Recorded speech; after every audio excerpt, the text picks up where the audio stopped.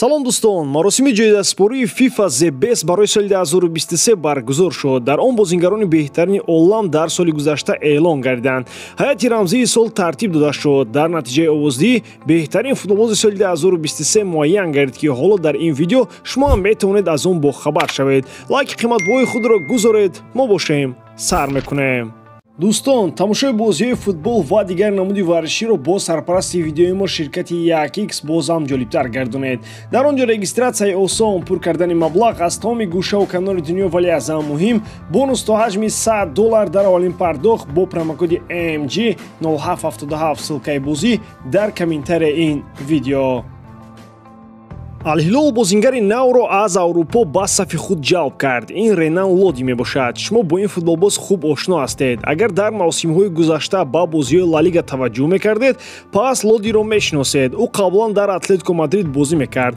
Айни замон бошад ӯ футболбози дастаи Марсел аст. Бозингари номурда ба дастаи кишвари арабӣ ба аренда рафт, аммо ин иҷораи оддӣ нест. Лоди пас аз тамом шудани муҳлати арендааш ба Мадрид барнамегардад. Гап сари он аст, ки ин иҷора бо банди хариди баъдинаи мебошад. Яъне Ренан Лоди айни замон ба Ал-Ҳилол меравад ва пас аз тамом шудани мавсим дастаи шаҳри Ар-Риёз ин футболбозро мехарад. нархи ҳимоятгар ҳам маълум мебошад. дастаи арабӣ ба хазинаи Марсел 20 миллион евро пардохт хоҳад кард. танҳо пас аз додани ин пул Ал-Ҳилол шартномаи Ренан Лодиро дар даст хоҳад дошт. худи бозингар муқобили ин гузариш нест. маоши ӯ чанд маротиба баландтар аз он аст, ки дар Аврупо мегирифт. Ҷордан Хендерсон метавонад карьерашро дар дастаи Аякс идома диҳад. Футболбози англис дар Ал-Иттифоқ дигар истодан намехоҳад. Хендерсон мисоли оддии он аст, ки бо пул ҳамаи чизро харида намешавад. Ал-Иттиҳод ба ин бозингар пули калон медиҳад, вале чун Хендерсон худро хушбахт эҳсос намекунад, ягон пул ба ӯ кӯмак нахоҳад кард. Ҷордан ва Аякс айни замон шартҳои қарордодро баррасӣ доранд. Бозингари англис омода аст, ки маоши ба фарқ аз Ал-Иттифоқ хеле паст гирад. Аякс ҳам дар навбати худ ин кӯшишҳои нимҳоятгарро қадр карда барои ҷалб кардани ӯ ҳама имкониятҳоро истифода мебарад. қаблан гуфта мешуд, ки нимҳоятгари 33 сола метавонад ба дастаҳои кишвари Англия баргардад, вале тавре маълум шуд, худи бозингар ба ин гузариш розӣ нест. сабаби асосии қонунҳо ва маҳдудиятҳои сохти боҷу хироҷ мебошанд. Ҷордан то ҳол метавонад ба Аякс кӯмак расонад. дар Арабистон бозингари англис маҳоратҳои худро аз даст надодааст.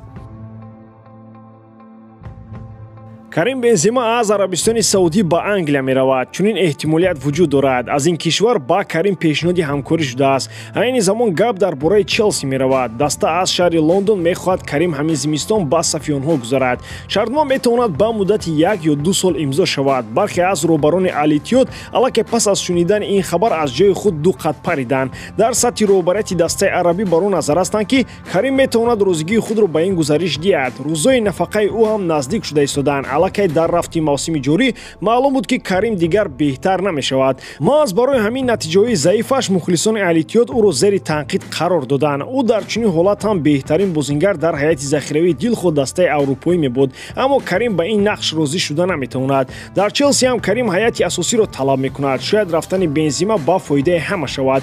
агар ӯ дар Арабистон истодан нахоҳад, чӣ лозим ӯро маҷбур кардан? Ал-Иттиҳод ҳамин ҳоло Бенземаро аз ҳайат берун кардааст. гарчанде дар ин бора маълумоти пурра нест, вале аз дохили дастаи арабӣ чунин хабарҳо мебароянд, ки дар сурати пайдо шудани харидори хуб ҳамлагари фаронсавӣ метавонад бо чемпионати Арабистони Саудӣ хайрухуш кунад.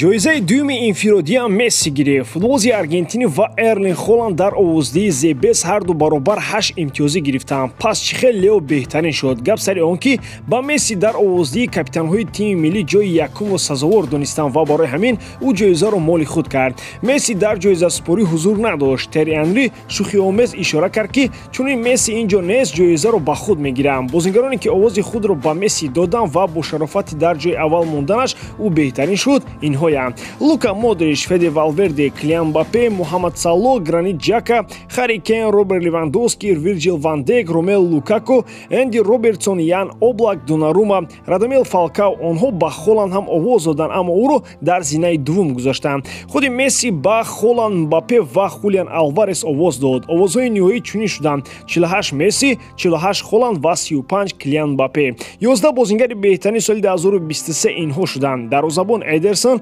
инҷо ягон шубҳа нест. Бозингарони хатти дифоъ ҳама аз Манчестер Сити ҳастанд. Се дифоъгар инҳо Стоунс, Рубен Диаш ва Кайл Вокер шуданд. Хатти нимҳимояро ҳам шогирдони Гвардиола забт карданд. Бернардо Силва, Кевин Де Брюйне инҷо қарор гирифтанд. Як нимҳиматгари дигар Ҷуд Беллингем шуд. Дар хатти ҳуҷум 4 нафар ҷо дода шуданд. Винисиус аз канори чап, Месси аз канори рост, дар хатти ҳамлаи марказ Мбаппе ва Холланд ҷо гирифтанд. Мураббии соли 2023 Хосеп Гвардиола интихоб карда шуд. Ин ҳам ҷои шубҳа надорад. Дар лаҳзае ки Месси беҳтарин бозингари сол шуд, Роналдо дар инстаграмаш акси худро монда чунин навишт: барои дастовардҳои нав баргаштам. ба ҳамин тамом, бори дарам ки эҷодкории ман ба шумо писанд меояд. Лайк, комментария ва дар канал обуна шуданро аз ёд набароред. Бо шумо мисли ҳар вақта Муҳаммад Гаиров. Хай бародарон, дар паноҳи Аллоҳ.